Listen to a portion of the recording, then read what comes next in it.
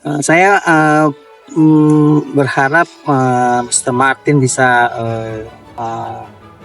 menerangkan apa yang terjadi di Keraton Surosoan ini dan bagaimana dalam perspektif Belanda dalam kehancuran Keraton Surosoan. Yeah. You can share your perspective on. Well, it's a good question. Thank you, and it's an important question. I'm sorry to say, but I think not many people in the Netherlands know this place. So they are not aware of the history of the Kraton here. They are not aware that the Dutch destroyed it in 8 Daandels because of the Postweg. But they don't know this destructive policy. And I think that's a problem. It's a place of mass violence. When you destroy a palace, you destroy not only a building, but also something that has a symbolic meaning for the Japanese people here. And of course, they also destroyed an economic rival. So it was violence on many levels. And when I'm here and look around, you see how impactful this was. It was not just a small thing in history, but a big thing.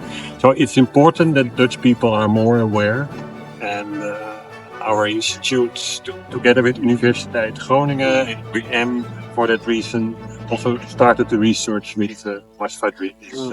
So I'm very happy with it, and I'm, as a result, also very happy that you asked me this question. Apa yang diharapkan Mr.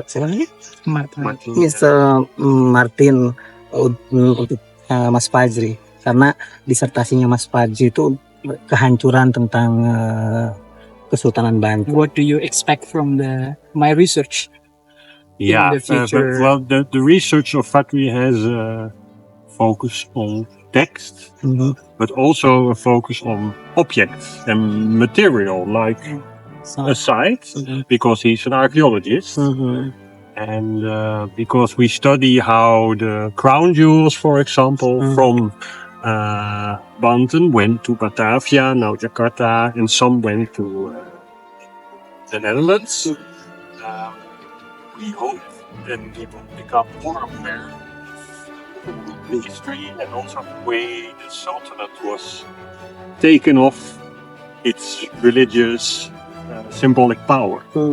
So today in the museum we saw the beautiful copy of the crown of the Sultan, which returned only a few weeks ago, I think. And I think it's a very important moment that something which was stolen, we should stress that it was a stolen object. The Dutch were not asked to come here.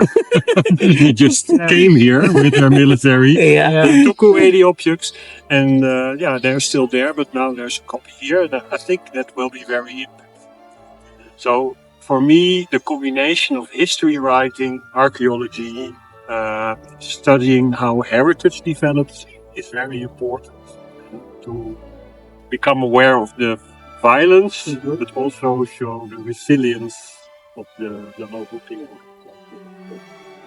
Itu harapan luar biasa. Jadi warga Banten harus hilang traumanya, karena itu masa lalu, biar menjadi masa lalu, dan masa sekarang kita harus percaya yang terbaik. Terima kasih. Yeah, maybe can I say something? Yes. I'm from Amsterdam. In the center we have a beautiful palace, the Royal Palace, which used to be a town hall. Imagine somebody destroys it. I think it takes. Nobody will ever get used to that. No. So I think it's not strange that people feel the impact of it. That's what I want to say. Thank you so much. Thank you. Terima kasih. Oke.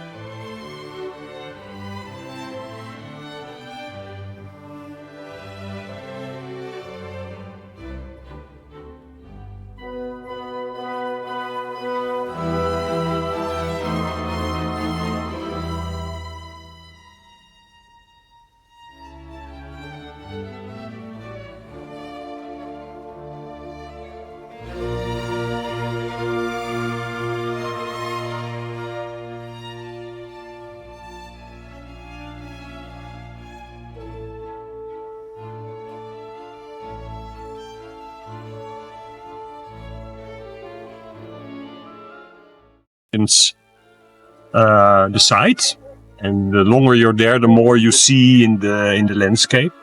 What for me is also complicated and difficult to understand is how the VOC intervened in this site, because I see a kraton, we see the stone where the first sultan was inaugurated, and then there's also the forts, the walls of the fortress, which kind of separate parts, put parts aside.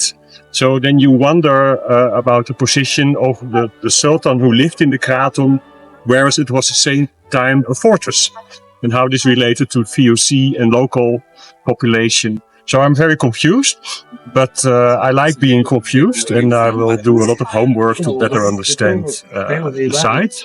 And I also see how much care people take. Really looks very well taken care of, and that's always nice to see. Yeah. Is that enough?